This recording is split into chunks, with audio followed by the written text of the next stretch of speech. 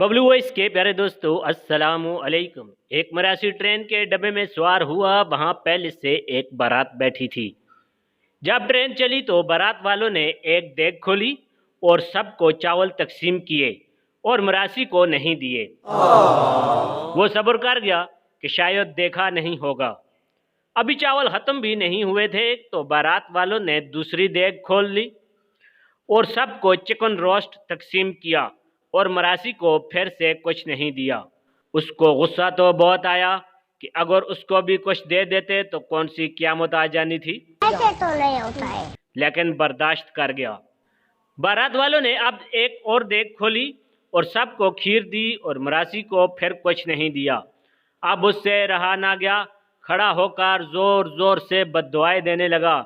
अल्लाह करे इस डब्बे पर बिजली गिरे और सारे मर जाएं। बारात में से एक बंदा पूछने लगा कि अगर सारे मरेंगे तो तुम कैसे बचोगे?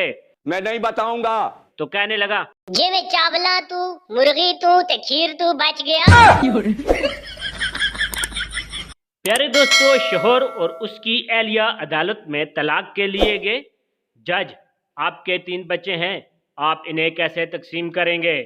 ये बड़ी अच्छी बात कही आप। उन्होंने तवील बहस की और कहा, ठीक है जनाब, हम अगले साल एक और बच्चे के साथ आएंगे।